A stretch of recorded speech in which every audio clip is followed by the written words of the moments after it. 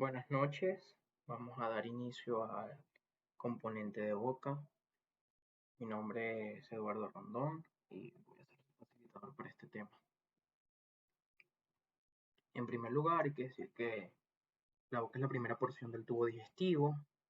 Está ubicada por debajo de las fosas nasales, por delante de la faringe. Voy a buscar un señalador mejor. Por delante de la faringe, particularmente y específicamente de su porción oral u orofaringe, y de la cual se divide en la boca a través del istmo de las fauces. La cavidad oral es la primera porción del tubo digestivo. Acá tenemos una imagen, una vista, un corte sagital de la boca. La boca tiene un contenido y un continente, cuyo contenido básicamente va a estar representado por la lengua. Acá tenemos una estructura una imagen donde vamos a identificar diferentes estructuras. En primer lugar, con el número 1 tenemos el labio superior, con el número 2, todo esto es un corte sagital en la línea media, el maxilar inferior o mandíbula. 3, el seno esfenoidal hueco. Son dos senos esfenoidales asimétricos porque el tabique medio está siempre lateralizado y se abre a nivel, como saben ustedes, de las fosas nasales o meato superior o ático. 4 está representado por el paladar blando, que viene siendo el istmo de las fauces. 5 representa la arcada dentaria. Esto particularmente es una pieza dentaria, pero todo esto es la arcada dentaria. 6, cortado sagitalmente, el hueso hyoides. Acá en azul podemos identificar la epiglotis, el ligamento higoepiglótico en blanco. 7, en su porción, digamos, más anterior de toda esta estructura, el maxilar superior. 8, el paladar duro, que viene dado por la porción horizontal del hueso palatino. Y acá 9, tenemos el axis o segunda vértebra cervical, C2. Recuerden que las dos primeras vértebras cervicales están a nivel de la boca. Esto que se ve aquí pequeñito es el axis. El arco anterior, perdón, es el atlas. Lo que se ve delante de este axis es el arco anterior del atlas. Vamos a ver ahora, ya que identificamos estas estructuras, nos servirá un poco más, o se nos hará más fácil identificar el continente de la boca, es decir, qué la limita. El continente de la cavidad oral está representado en su techo por el paladar duro y blando. El paladar duro representado por su porción anterior por el maxilar superior y su porción más posterior por el palatino en su porción horizontal. Una primera parte del velo del paladar, y luego este velo del paladar pasa a representar cuando cae, parte de la pared posterior. El piso de la boca tiene partes blandas, es decir, las partes blandas del piso de la boca, incluida la lengua. Hablamos de la región gloso-suprayoidea, es decir, suprayoidea porque está por arriba del hueso hyoides, lo que está por debajo ya forma parte de estructuras del cuello. Tenemos también una pared anterolateral que lateralmente va a estar representada por las arcadas gingivodentarias con sus partes blandas que vienen dadas por la región maceterina y geniana, y anterior viene dada por la región labial. Como les dije, la región posterior o la pared posterior va a estar representada por el velo del paladar. Acá tenemos dos orificios dentro de esta cavidad del continente, el anterior, que es la hendidura labial, y el posterior, que es el istmo de la fauce. Quería mencionarles algunos huesos que forman parte de esta cavidad oral, y ya vamos a ver por qué y en qué parte, y por qué yo les digo que estos huesos en general forman parte de la cavidad bucal. Tenemos al efenoides, al maxilar superior, al palatino, al mandibular o maxilar inferior y al hueso hioideo. Son las estructuras óseas que forman parte de la cavidad. Esos huesos van a servir como inserción proximal o distal de ciertos músculos que intervienen en la boca, que los vamos a ver en este momento. Para nosotros ver estos músculos podemos clasificarlos en tres grandes grupos. Los músculos suprayoideos, que están dispuestos en tres planos, que ya vamos a profundizar un poco. Los músculos masticadores, que están representados por el temporal, el macetero, el pterigoideo lateral y medial. Hay otras literaturas que incluyen el vientre anterior del digástrico. Eso depende de la literatura que consulten. Van a encontrar que algunas de ellas incluyen al vientre anterior del digástrico, que forma parte de los músculos suprayoideos. Y algunos músculos faciales, que son el orbicular de los labios, y otros músculos que se disponen hacia el labio y que conforman parte de la región geniana y maceterina. Vamos a hablar ahora de los músculos suprayoideos. Son los que se encuentran, como les dije, por arriba del hueso yoides y están dispuestos en tres planos: un plano superior, uno medio y uno inferior. Lo más inferior es más superficial, por lo tanto lo superior es más profundo. Vamos entonces a describirlo desde lo profundo hacia lo superficial. En el plano superior vamos a encontrar los músculos digástrico y estiloideo, que ya vamos a describirlos. En el plano medio están representados por el músculo miloioideo y el plano inferior está representado por el genioioideo. Como ven, todos excepto el digástrico tienen su inserción en el hueso yoides. La mnemotecnia para los músculos suprayoideos es diga estilo mi general. Diga del digástrico, estilo del estiloideo, mi del miloioideo y general del genioioideo. Con eso ustedes saben cuáles son los músculos suprayoideos. Vamos a comenzar hablando un poquito del digástrico. Esto es una imagen lateral del digástrico, sin el músculo cutáneo del cuello, sin algunas capas de piel, en donde vamos a poder identificar algunas estructuras. El digástrico se llama digástrico, valga la redundancia, porque tiene dos vientres, un vientre anterior y un vientre posterior. Ese vientre anterior se continúa por un tendón intermedio, que es el tendón intermedio del digástrico, y se continúa su vientre posterior. El vientre anterior se va a insertar en una fosita que está en la cara interna de la mandíbula, bien anterior. Esa fosita se llama fosita digástrica. Y el vientre posterior, ya lo vamos a ver en una imagen siguiente, se va a insertar en la ranura digástrica o escotadura mastoidea, como lo vemos acá. Como ven, en la cara interna del maxilar inferior o mandíbula está la fosita digástrica, donde se inserta el vientre anterior. Luego se continúa con el ligamento medio, y perdón, ¿qué ligamento? Es un tendón medio, y se continúa al vientre posterior y se inserta el vientre posterior en la apófisis mastoide, específicamente en la ranura digástrica o escotadura mastoidea, que es del músculo temporal. Vamos a verlo ahorita en una vista anterior, digámoslo así.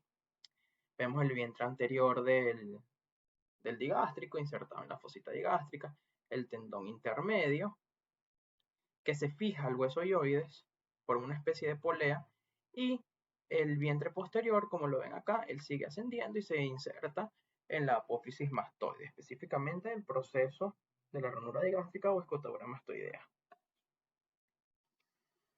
Siguiendo acá en el plano superficial, vamos a ver el músculo estiloioideo. Como su nombre lo indica, se inserta, aquí lo pueden ver, en la apófisis estiloides también del temporal, junto con otros músculos que se insertan allí en el temporal, que son el estilofaringio y el estilogloso. Fíjense que el estiloideo baja, como su nombre lo indica, al hueso hioides, que pueden ver ustedes acá. Hay una particularidad, que cuando el músculo estiloideo baja, él se divide en dos vientres que forman una escotadura. Fíjense acá, un vientre y otro vientre. Forma esta escotadura, que es este huequito. Y esta escotadura es el que permite el paso del vientre posterior del digástrico y del tendón intermedio de ese mismo músculo. Entonces, músculo estiloideo, de la apófisis estiloide hacia el hioides. Cuando en su inserción distal él se va a dividir en dos vientres, que forma una escotadura por el medio de la cual pasa el vientre posterior del digástrico. ¿Cómo están inervados estos músculos, estos dos músculos del plano superficial?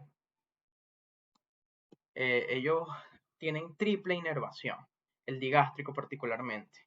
El vientre anterior está inervado por el nervio miloioideo, que es rama de B3, o de la rama maxilar inferior o mandibular, que es rama del trigémino.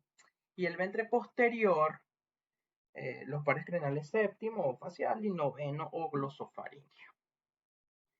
Vamos a hablar ahora, igual dentro de los músculos suprayoideos, del plano medio, representados por un solo músculo, que es el músculo miloioideo, que es el verdadero músculo que forma el piso de la boca. Y él se va a insertar proximalmente en la cara interna de la mandíbula en una estructura que conocemos como cresta miloioidea. De allí, fíjense que son dos, va a unirse medialmente a través del rafe miloioideo con el miloioideo del lado contralateral, y de allí ellas van a desprender sus fibras oblicuamente hacia el hioides. Fíjense, uno derecho y uno izquierdo, uno derecho y uno izquierdo, se van a unir en su parte media por el rafe miloioideo, que es una estructura de tipo aponeurótica, y ellos se van a disponer sus fibras hacia el hioides para así conformar el músculo miloioideo. Este músculo está inervado, como les dije, por el nervio miloioideo.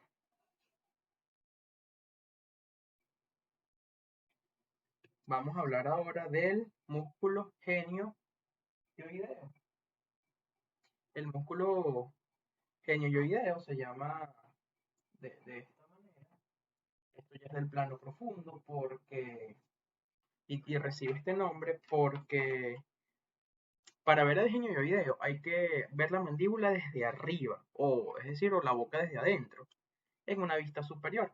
En esta imagen vamos a ver en la parte media, fíjense acá, la sínfisis mentoniana, lateralmente de la mandíbula, el ángulo de la mandíbula y la rama ascendente que termina en estos dos procesos, el proceso del cóndilo mandibular y la apófisis coronoide. En la parte media, fíjense acá, se ven dos pelotitas. Son realmente cuatro, pero aquí en esta imagen se ven solo dos. ¿Por qué se ven solo dos? Estas son las apófisis geni. Se ven solo dos porque las dos inferiores reciben la inserción de este músculo, que es el músculo genioideo, que es decir, que va desde la apófisis geni hacia el hioides. Por eso recibe este nombre. Para aprovechar esta misma imagen, vamos a observar algunas otras estructuras que se ven acá. Las glándulas salivales, tenemos una que es la glándula sublingual y la glándula submandibular. Esta glándula submandibular da una prolongación hacia el piso de la boca. Esto que se ve acá en verde es el conducto de Wharton o conducto excretor de la glándula submandibular, que su función es excretar el contenido, digamos el producto del contenido de la glándula submandibular. Tenemos aquí la sublingual también, que tiene muchos conductos que son estos que están acá, que en conjunto, valga la redundancia, forman el conducto de Rivinius. Acá también tenemos una estructura nerviosa importante, que este es el tronco posterior del nervio maxilar inferior, que es rama del trigémino. Anterior se observa el nervio lingual y posterior se observa el nervio dentario inferior con su arteria.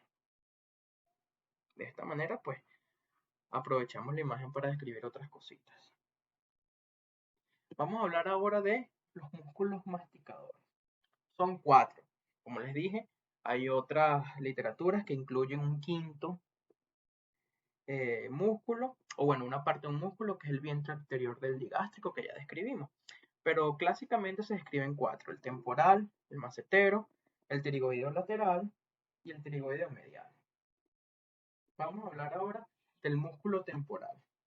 Es un músculo que, como su nombre lo indica, se encuentra en la región temporal, se inserta proximalmente en la fosa temporal.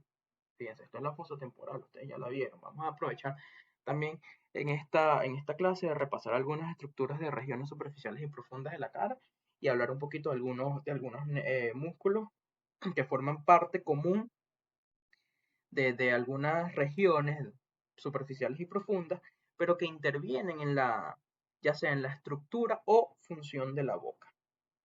Este músculo temporal se encuentra, como les dije, en la región temporal, se inserta proximalmente en la fosa temporal, específicamente ¿dónde?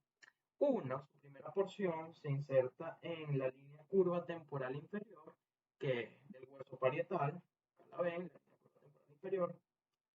La cara externa de la escama del temporal que vendría estando por acá, en una imagen posterior vamos a ver dónde está la escama. El ala mayor del efenoide, que está más o menos por acá, ya vamos a ver cuando quitemos un corte de este músculo. Y en su propia fascia temporal, cuya inserción distal es la apófisis coronoides de la mandíbula. Fíjense por acá, acá tenemos una mejor imagen en donde el temporal se inserta en la apófisis coronoides de la mandíbula. Y hay una particularidad, que la aponeurosis del temporal no se inserta en la coronoide, sino se inserta en la arcada cigomática. Fíjense, yo creo que puse otra imagen, acá se ve mejor. La aponeurosis del temporal sí se inserta completamente, acá se ve la inserción en la arcada cigomática, y que la aponeurosis del temporal son dos hojas de aponeuróticas que tienen en medio un tejido celular intermedio. Es importante eso allí. Entonces ya saben que el músculo temporal se inserta en la coronoide, pero su aponeurosis se inserta en la, en la arcada cigomática. Vamos a hablar un poco entonces ahora del músculo macetero. Él se inserta eh, proximalmente acá, en la arcada cigomática. Todo esto con la arcada cigomática, recuerden que está formada por la apófisis temporal del hueso cigomático y por la apófisis cigomática del hueso temporal. Toda esa estructura se llama arcada cigomática. Este músculo se inserta acá en la arcada cigomática, pero hay que decir que él tiene 3 haces, ¿vale? Una superficial que se inserta en los 3/4 anteriores de la arcada cigomática, 3/4 anteriores, como lo ven acá, y esas fibras se dirigen oblicuamente hacia abajo, hacia el gonio. El gonio, recuerden que es el ángulo de la mandíbula. Se dirigen oblicuamente hacia allá. El haz medio se inserta en toda la arcada cigomática y se dirige de forma oblicua, verticalmente hacia el gonio. Y tenemos un tercer haz que no describe en todas las literaturas, pero que existe, es pequeño, y se dirige, o sea, se inserta en toda la arcada cigomática y ella se dirige casi transversalmente para unirse a la apófisis coronoide.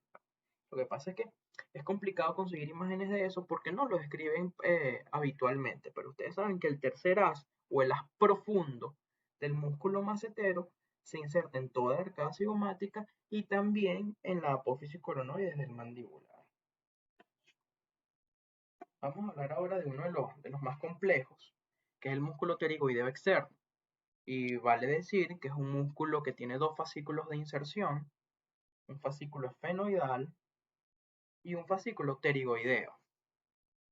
A su vez, ese fascículo esfenoidal se inserta en el ala mayor del efenoides, mientras que el fascículo pterigoideo se inserta en la cara lateral o externa del ala externa de la apófisis pterigoides, en la apófisis piramidal del palatino y en la tuberosidad del maxilar.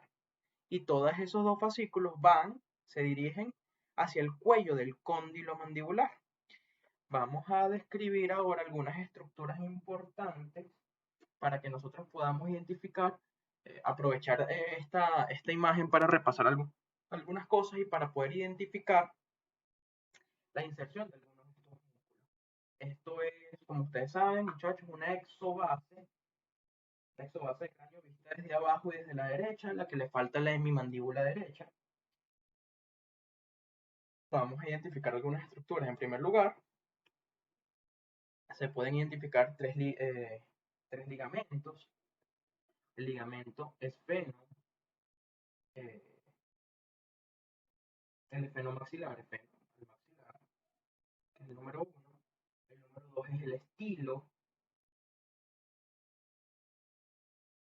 el esfenomaxilar, que va desde el cuerpo del esfenoide hacia el maxilar, el esfenomaxilar y el estilo maxilar. El primero es el esfenopterigoideo, disculpen, esfenopterigoideo, esfenomaxilar y estilo maxilar. Ustedes, para identificar los nombres de las cosas, tienen que ver dónde nace y dónde termina. Ya con eso,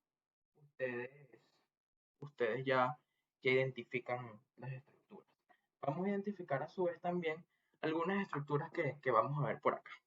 No más por no dejar. Fíjense, acá tenemos hueso temporal, escama del temporal, apófisis cigomática del temporal, apófisis temporal del cigomático, hueso cigomático, peñasco del temporal, apófisis estiloides, apófisis mastoides, hueso occipital, protuberancia occipital externa, cóndilo del occipital, apófisis basilar del occipital que se articula con el cuerpo del efenoide. Fíjense, ala mayor del efenoides. Apófisis pterigoides derecha, apófisis pterigoides izquierda, ala externa de la apófisis pterigoides, ala interna de la apófisis pterigoides, en medio de forma cóncava se forma la fosa pterigoidea. Superior a la fosa pterigoidea tenemos la fosa escafoidea,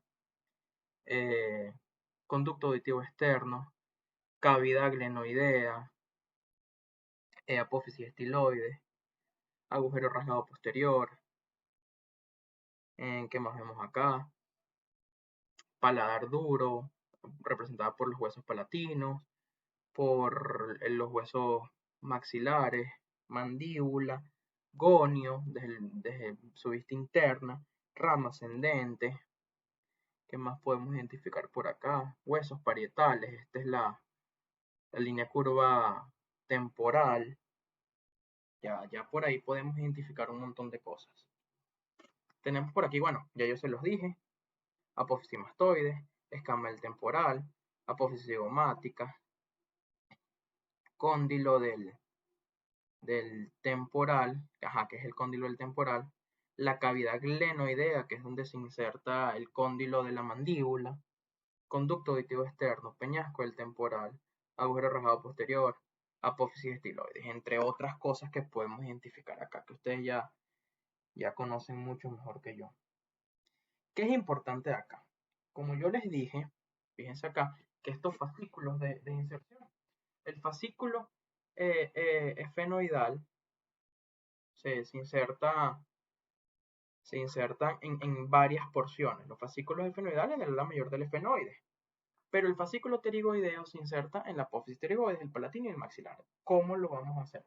Fíjense acá. Aquí se ve.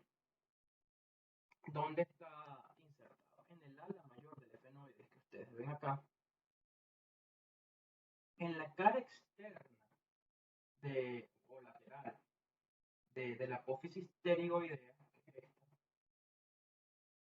acá hacia adentro está la apófisis piramidal del palatino y acá que es la tuberosidad del maxilar superior.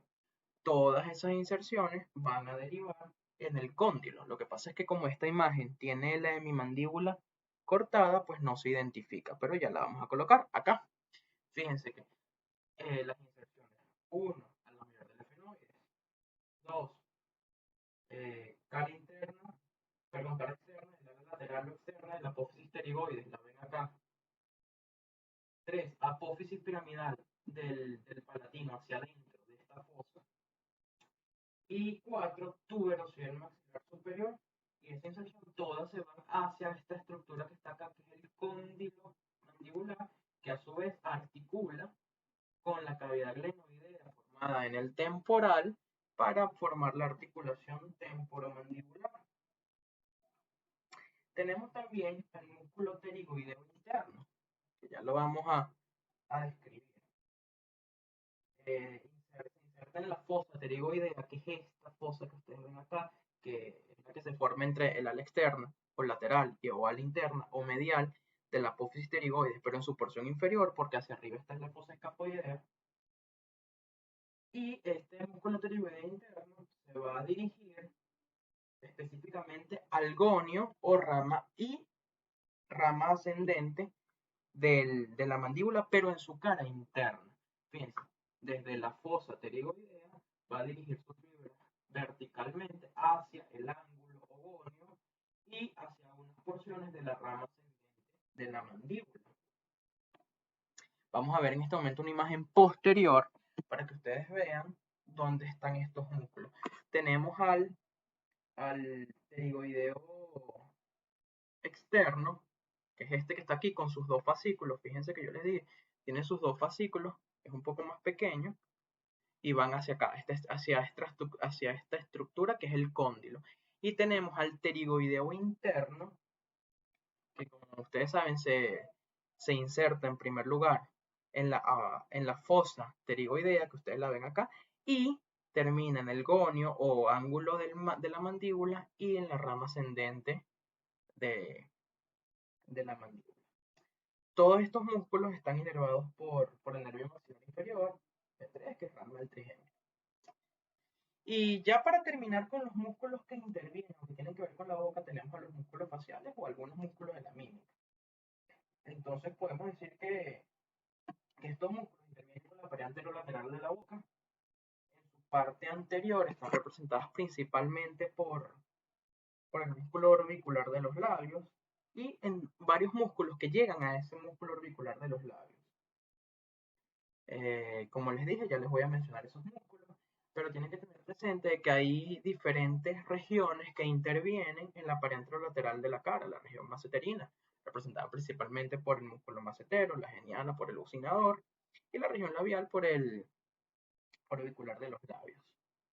Fíjense acá, tenemos ciertos músculos que llegan al orbicular de los labios, que son por ejemplo, en la región mentoniana, el circular, el cuadrado y el triangular de los labios, circular o mentoniano, cuadrado o triangular de los labios o depresor del labio inferior. Tenemos aquí por su contraparte el elevador del labio inferior, los cigomáticos mayores y menores, el bucinador, el macetero, todos esos músculos que se insertan en el orbicular de los labios. Vamos a hablar ahora, ya que delimitamos a la boca, hablemos un poco de su contenido, que es la lengua. Hay que decir primero que la lengua es, como les dije, básicamente el contenido, y esta forma una estructura única con la laringe que se une con la lengua a través del hueso hioides, ya que está unido a la laringe por medio de la membrana tiroidea y el músculo tiroideo, y el hioides es el punto donde se inserta la lengua. Entonces ustedes pueden ver que la lengua y la laringe se unen, o sea, se insertan porque es una estructura única y esto tiene una razón de ser, que es elevar la epiglotis en los procesos de respiración y masticación y de deglución. Si nosotros miramos a la imagen del piso de la boca, vamos a ver ciertos músculos. En primer lugar, el gran representante del piso de la boca, que es el músculo, como ya lo describimos, el miloioideo. Y tenemos acá el genio ioideo, que son músculos del piso de la boca. Y además de eso, en las apófisis geni, que habíamos visto en las pelotitas anteriores, que estas sí se veían, en este momento no las vamos a ver porque están ocupadas por la inserción anterior del músculo, de uno de los músculos principales que forma que forma la lengua, que es el músculo geniogloso, en su inserción anterior. Y en su inserción posterior el músculo hiogloso. Entonces, la lengua tiene dos músculos que la anclan. Uno hacia adelante, que es el geniogloso, y uno hacia atrás, que en esta imagen no se ve, que es el hiogloso, que ya vamos a ver. Viendo un poco la configuración externa de la lengua, hay que decir que, como ustedes ven, es un órgano músculo membranoso con un papel muy importante en la deglución, la fonación, la formación del bolo alimentario. Ella es ovoide, es aplanada en un sentido anterosuperior, con un extremo dorsal que se denomina raíz, que es abultada, y una parte anterior que se denomina punta, y que si bien la miramos de forma lateral, tiene una forma de L, con una porción horizontal, que también se conoce como porción bucal, y una porción vertical, que se denomina porción faríngea, que es a nivel de la base de la lengua. Entre ambas porciones tenemos una estructura en forma de V, un surco, que se denomina V lingual o también se denomina surco terminal. En el vértice de este surco, acá en esta estructura que ustedes ven acá, hay una depresión que se denomina foramen secum. En la parte media de la porción bucal de la lengua tenemos un canal que se denomina surco medio, bueno, como ustedes lo ven acá. Y también podemos decir que tenemos algunas estructuras nerviosas especializadas que están en la mucosa lingual. Son de tres tipos. Estas son las papilas gustativas. Las filiformes, es decir, que tienen forma de uso, que ocupan toda la superficie de la lengua. Las fungiformes también están dispersas en menos cantidad que las filiformes, son en forma de hongo. Y las caliciformes, que están en forma de copa, son más grandes y están dispuestas en número de 7 a 9 en el surco, que son estas que están acá, en el surco terminado en la B lingual. A nivel de la porción vertical o faríngea, encontramos esta estructura que es la amígdala lingual. Fíjense, en esta imagen ustedes van a poder ver que por detrás de la lengua, muchachos, está la epiglotis. Y que la epiglotis también se ancla a la lengua por los pliegues gloso-epiglóticos, que son estos que ustedes ven aquí, pliegues gloso-epiglóticos. Son dos laterales y uno medio. Si miramos la lengua, si miramos este corte que es sagital y miramos la lengua de una cavidad desde una vista lateral, podemos ver que en esta cavidad oral se presentan dos surcos, que es el surco alveolo labial o anterior, que representa el vestíbulo de la boca, y este surco, que es el surco alveolo lingual, que en su parte media tiene un pliegue, que es una brida de tensión que se denomina frenillo. Por detrás, muchachos, miren, fíjense que acá está el hueso yoides, y fíjense en este corte cómo la lengua se ancla hacia adelante en la apófisis genis del maxilar y hacia atrás en el hueso yoides. Vamos ahora a hablar un poco de los músculos de la lengua. Los músculos de la lengua son 17. Podemos clasificarlos en intrínsecos y extrínsecos. El intrínseco es un solo par, representado por los músculos transversos, derecho e izquierdo. Y los músculos extrínsecos se pueden clasificar que son aquellos que vienen de otras estructuras extra o ajenas a la lengua. Los intrínsecos son los que nacen y se insertan ahí mismo dentro de la misma lengua. Y los extrínsecos vienen de otros orígenes. Fíjense, los que vienen de orígenes de huesos son el estilogloso, el geniogloso y el hiogloso. Los que nacen de órganos, el palatogloso, el amigdalogloso y el faringogloso. Y dos que nacen propiamente del hioides, el lingual inferior y el lingual superior. ¿Por qué coloco el lingual superior diferente? Porque es el único, o sea, un color diferente, porque es el único músculo impar. Vamos a irlos analizando. Aquí tenemos la lengua un corte coronal, acá también un corte coronal. Observamos en la línea media una estructura central que es el septum de la lengua. Es cartilaginosa, en el cual, o sea, se insertan o se anclan algunos músculos de la lengua, principalmente estos que son grandototes, que son los hemioglosos. Lateralmente, ya los vamos a describir mucho mejor, tenemos a los hioglosos, tenemos al lingual o longitudinal inferior, y perdón, los longitudinales inferiores que están en este nivel, acá los ven, y el longitudinal superior, que es el único músculo que es impar.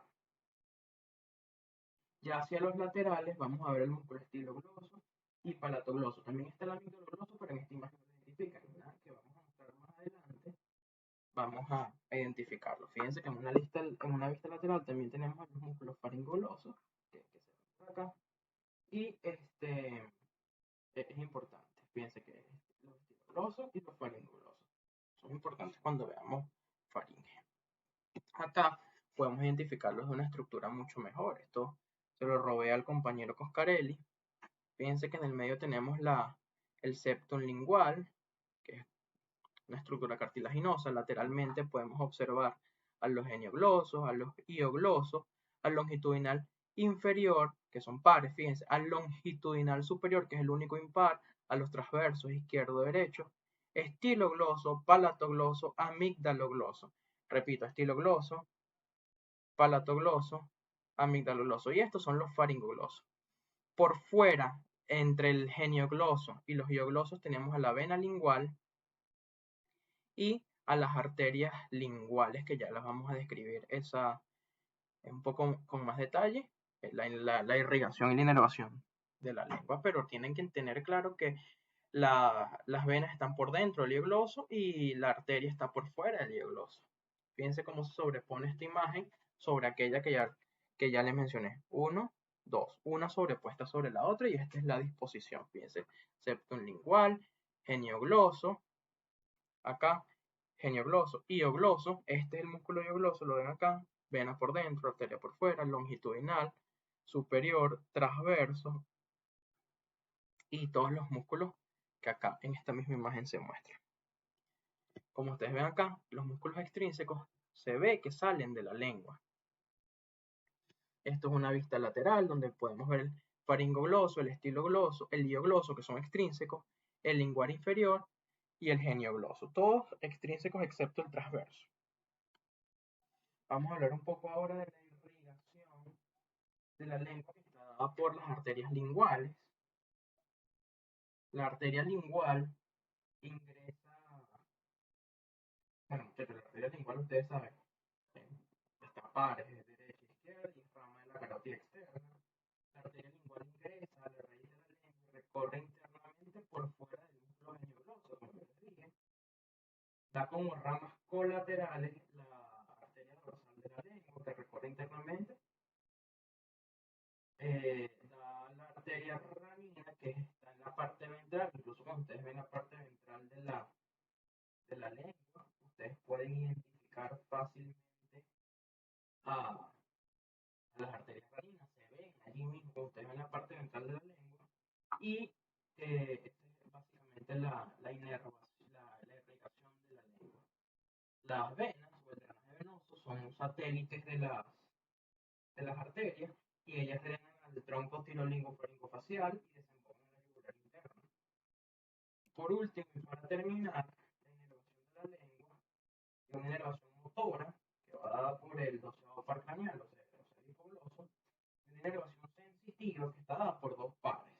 De la B lingual hacia adelante va a estar dada por el nervio lingual, que es rama del trigémino, y ese nervio lingual se va a anastomosar con la cuerda del tímpano, que es rama del facial, a través del intermediario de Weisberg, y por detrás de esta lingual o del surco terminal va a estar inervada sensitivamente por el glosofaringeo.